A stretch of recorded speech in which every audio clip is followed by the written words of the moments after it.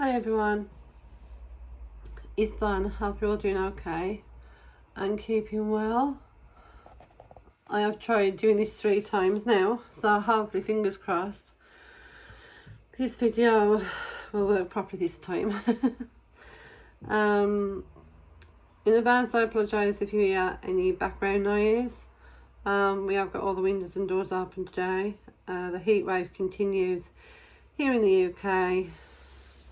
And it goes without saying it's hot, it's humid, and we just need as much air blowing through as possible. So you might hear doors opening and slamming and stuff, so apologise in advance about that.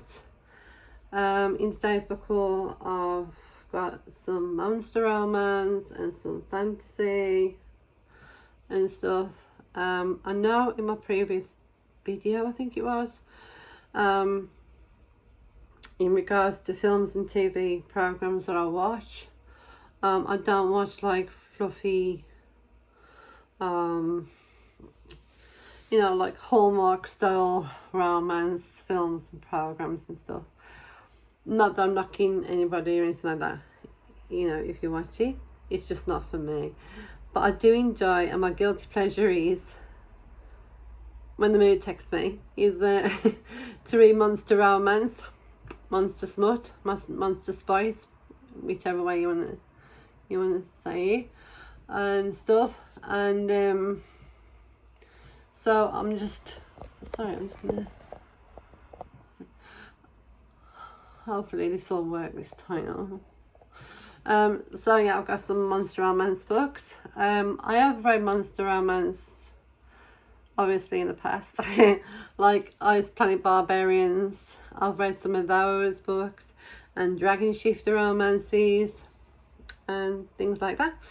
And so I'll start with the monster romance books, I think. So first up, we have this series of books I bought off a seller on eBay recently. Again, fingers crossed this video will record properly this time. So the first one we have of the series by Lila Appleton is in the Leafshire Cove Monsters, and the first one is When the Weaver Met the Gargoyle. And this one says, a Shire-esque party forces a straight-laced human weaver and a brooding gargoyle guard together in the most delightfully tension-filled ways. I have one talent, and it's not relationships, it's weaving. But I have one chance to keep my cosy little life in the magical Leafshire Cove, and it's going to require a partner. I swore off romance. My last relationship was a humiliating disaster. But to enter the Mayor's Tapestry contest and win the contract attached, I need a date, thanks to a ridiculous ancient fairy spell requiring attendance to bring a potential partner. When my frenemy suggests a new watchtower guard, a growly gargoyle named Romulus, who never speaks and hides inside a massive cloak, I think she's finally lost her mind. But said frenemy refuses to back down, and suddenly the gargoyle and I are forced into a temporary match. Romulus is employed by the mayor, so he has no choice but to go. Because of a past issue with his stone magic, he's dead set on remaining single, so there shouldn't be a problem until we share the wrong pot of tea. And that's that one. Next up we have When the Witch Met the Minotaur. And this one says, she creates perfection, he conjures chaos, and neither is prepared for the spell they cast on each other.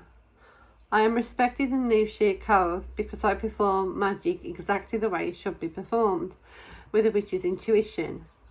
My spells are precise, and they're either wonderfully practical or completely fun. Regardless, my magic is true magic, and mark it days, My cart always has the longest line.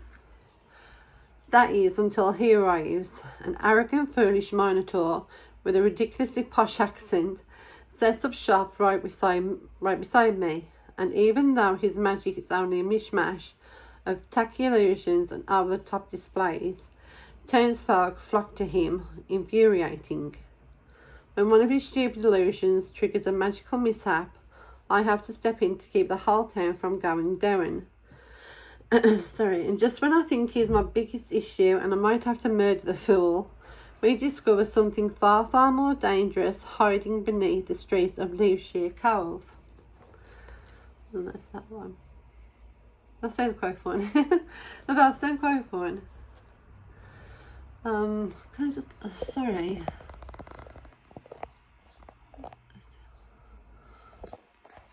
I'm not sure if, I do apologise about this. The next one is When the Baker Met the Dragon.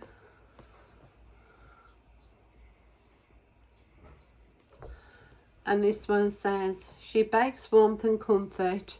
He thrives on mischief and adventure, but love is a way of turning even the wildest hearts towards home.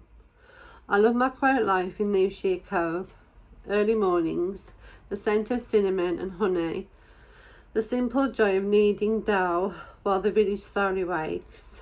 Everything in my world is warm, steady, safe, except Cyrus, the dragon shifter next door.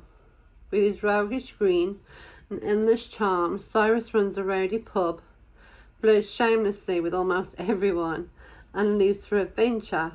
Our friendship is built on teasing, banter, and unspoken understanding. But what most of Lucia Cove doesn't know, what I've only ever suspected, is that beneath his carefree facade, Cyrus is desperate to discover the history of his dragon bloodline, even if it means poking his handsome nose into dangerous places. When a noble's impossibly large pastry order threatens to overwhelm me, Cyrus offers to help bake. During the late nights in the kitchen, I start to wonder if I've been wrong about him, about us, all along. But when a mysterious merchant offers him the chance to uncover his true heritage, our burgeoning relationship goes up in flames. I know some dragons are fated for distant skies, but could some of them, one of them, possibly be meant to stay? Sorry, my throat. Sorry. That's that one. Next up we have When the Merchant Met the Orc. And this one says, she wants a contract, he wants kisses. Although she battles loneliness, Rachel is determined to grow her spice business and raise her adopted pixie son in peace.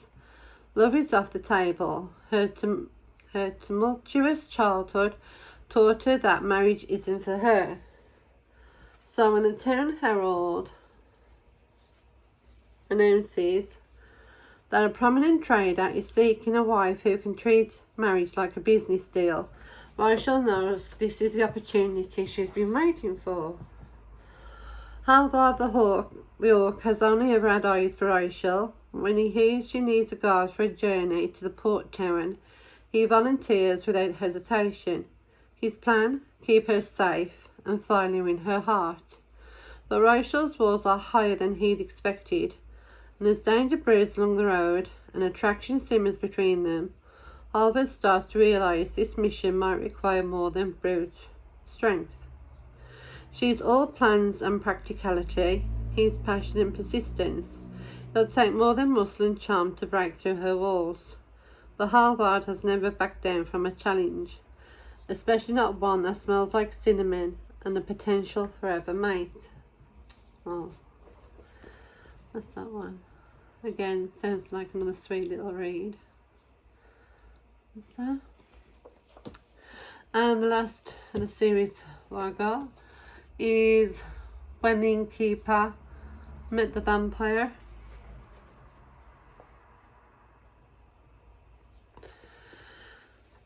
And this one says, one lives in the light, the other thrives in shadow. At the Lucy Cove Book Fair, rom-com author Colette Amelot wants only two things: a mug of spiced cider and a long line at her signing table.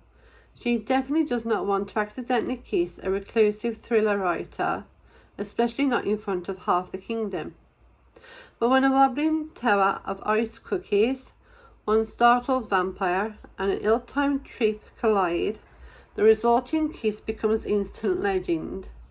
The town heralds are delighted, the gossip mills are relentless, and a gleeful publisher sees opportunity. Nuclear is contractually obligated to co-write a short Snow-like story with Archer Darkheart, the shadow-eyed vampire whose thrillers curdle cream and whose glare could stop a heartbeat. When the deadline forces them to work from Colette's sentient inn, an opinionated building that creaks in disapproval, rearranges rooms at will, and has very strong feelings about romance, things only grow more complicated. She believes in joy, laughter, and happily ever afters. He believes in structure, solitude, and the slow ache of tragedy. They can't agree on a chapter title, let alone a kiss scene. For as quills clash, tempers spark, and those damn cookies mysteriously keep appearing, their fictional collaboration blurs into something dangerously real. Sometimes the best plot twist isn't written on the page, it's standing beside you, stealing your quill, and reminding you that love, like magic, is always worth the risk. Oh, that sounds really sweet. They all sound really sweet and fun reads, so I'm very much looking forward to these when I can get to them. But yeah, another sweet little read. The next monster romance spice book is from the Butterfly Book Club, which is the book I was waiting for, and this is from the Butterfly Book Club's The Hive section, and I thought I'd give it a try. And this is Monsterland Mayhem by Alexis C. Foss, and this is a signed edition. So like little bookmark with it in a little card thing, and it's signed. I'm not sure what this is about, I'll be honest. I did read the synopsis on the site itself, but it hasn't got like a synopsis in the book itself, I don't think. No. But, you know, obviously it's like Alice in Wonderland inspired, if you like. But that's that one. Again, I look forward to reading that when I get around to it. Next up is a book my partner bought for me as a gift, and it's The Girl with 1,000 Faces by Sun Yi Dean. That's that one. And this one says on the back, little blurb on the back says, "Before you were even born, I was already dead." And it's got like little reviews from other authors. And the synopsis for this one is 1975 Hong Kong. Do you like ghost stories, little sister? Sit down, get comfortable. You haven't heard this one before. Mercy Chan is a triad exorcist with a mysterious past. After washing up on the shores of Hong Kong with no memory during World War II, she found a home in Kowloon Walled City, an infamous ghost-infested slum full of lost and traumatized civilians. Since the war ended, Mercy has rebuilt her life and found work as a ghost talker for the local triad, dealing with angry and bitter spirits who haunt this place. But the past she can't remember won't let her go. An unusually powerful ghost lurks in Kowloon's waterways, drowning innocents and threatening the district. Unnervingly, it claims to know Mercy and her forgotten childhood. As Mercy is drawn into a deadly cat and mouse game with this malignant spirit, she begins to realise that the monster she fights within these walls may well be one of her own making. A breathtaking historical fantasy where ancient myths and local legends combine in a story of ghosts, grief, and women who will not forgive. That sounds really good. This sounds like it's going to be a good read. Yeah.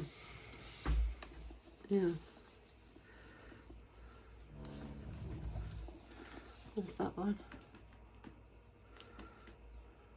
I like the cover. Cover's quite beautiful. Eerie, but beautiful. Yeah, I'll look forward to that one. Next up we have a book set rather, The Fog of the Air by Holly Black. I have read these books before, quite a while back now. I did used to have them in hardback, but a few years ago my partner and I had to move due to family circumstances, and at the time I had to give away most of my collection of books because I wasn't sure whether I'd have enough room and space for how many bookcases for all of them. So I did donate a majority of my books to local charity shops and stuff, but I did say when we got settled, that I get another bookcase and build up my collection again gradually, and buy back the books I enjoyed, and stuff, whether they're being paperback or hardback or whatever. And that's what I did. And so basically, I bought these back as well as quite a few other series of books by authors who I enjoy back. And it's like I said before in my previous video, I forget which one now, but some people compare the Cruel Prince books, Fog of the Air series, to A Court of Thorns and Roses. For me, there's differences between them both. There's different situations and stuff what characters find themselves in, and relationships and stuff. But I enjoy them both, so I don't really mind. And that's that's Holly Black, Fog of the Air series, and I will try and get around to reading them when I can. But yes, I have read them in the past and very, very much enjoyed them. So what happened, and now I've got them back. Right, the other books I'm going to show now was for me inspired to buy by two booktube channels that I watch, and that's Darkstar's book Cavern and The Forest of Books. And the books that Victoria at Darkstar's book Cavern talked about, which intrigued me, enough for me to buy them, was the Echoes of Valerian series by Benjamin Avery, and this one's book 1, which is Venomborn, and that's that one. And this one says, addiction to monster venom took his mother, and he gave him his magic, a gift and a tragedy, mutant and hero. This is what it means to be Venomborn. Kite is an outcast and a failed smith, trying to make a living as a wandering monster hunter when fate brings him into the path of a girl who would change his destiny. Effie is a noble in the land that overthrew their lords, a relic of a bygone age, and she's the only one who's seen the horrors sailing for their shores. The tarnished raiders are coming, flanked by their fearsome dragon foxes, armoured in burnt titanium, and they will show no mercy. An army couldn't hope to stop them, but perhaps two Venomborn can. Two outcasts who steal powers from monsters by drinking their venom. One born to work, the other to lead. Together, they are equals in this fight. They are the county's only hope, and time is running out. Oh, these sound so good. You know, I'm looking forward to reading them all, you know, but these sound so good. So that's the first one. Book 1, Venomborn of the Echoes of Illyrian. And this is the second one, which is Book 2, Dream Hiker. And that's that. I'm not going to read the back of this one in case of spoilers, you know, which there might be, and stuff, but that's that one. Both sound like they're going to be great reads, and again, like them, a high-end fantasy. So thank you, Victoria at Darkstar's Book Cavern, for your review and for inspiring, you know, your viewers, your subscribers to read these books. So I got them to read, and I very much look forward to them. So thank you. That's them.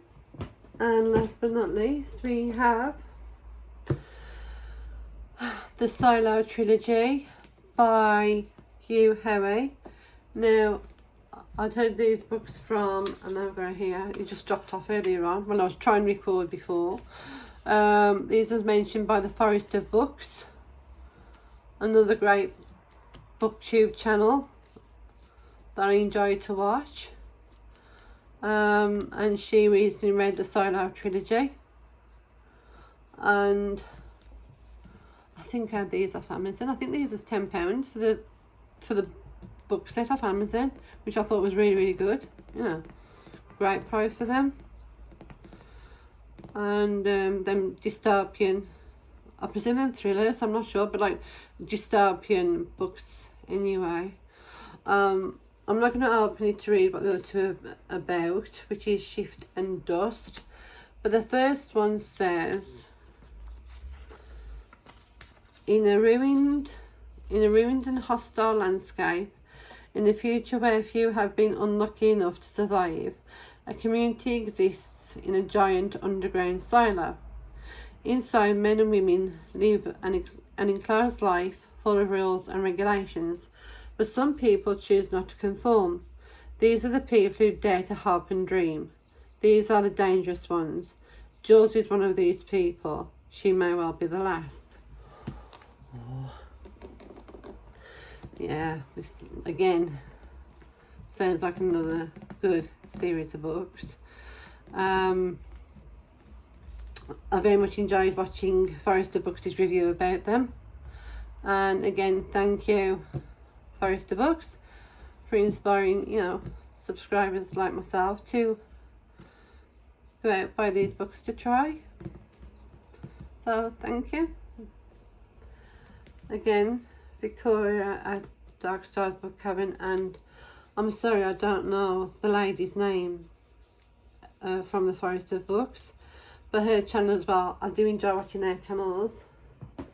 They come out with some great recommendations, and they're fun videos, enjoyable videos to watch. So thank you to those two ladies, and I think I'll come to the end of the video. I'll be honest, I'm not sure when I'll get around to do another book haul, and I'll tell you the reason why. Because the other day I did do a book unhaul to make room for recent books I bought and other books and stuff. So I did do an unhaul the other day in regards to books I've had for quite a few years now. I've never got around to reading them, and I unhaul them. But yeah, I've got shelves for all my favourite authors and stuff. So I will do a bookshelf tour one day. I will do a bookshelf tour one of the days. So like on the bottom I've got like a mixture of James Herbert and stuff. And some like mostly James Herbert hardbacks and Richard Lehman hardbacks. In the middle here I've got Richard Lehman and James Herbert paperbacks. On the next shelf up I've got like Edgar Allan Poe and H.P. Lovecraft. And above that I've got Clive Barker's. On the top shelf I've got Anne Rice. And on the next shelf down I've got Kim Newman books. I've got Oscar de Muriel's, Elaine Thompson's, Paul Kane, Ria Regan, and some Tanya Slay, Cherry Priest, Madeleine Rue, and on the bottom I've got a mixture. Oh, it's Brom as well. I've got some Brom books as well, and I've got a mixture of books on the bottom. But yeah, one of the days I will do a bookshelf tour or something, and dotted around the house I've got like all the little bookcases with like books on and stuff. But yeah, that's it for today's video. In my next video I'll probably do my word search haul, because I have bought some word searches just lately, and very very soon I'll be doing another favourite author spotlight video. That'll be coming up soon. Well, that'll be being made soon. Fingers crossed this one I've just done now is going to work this time.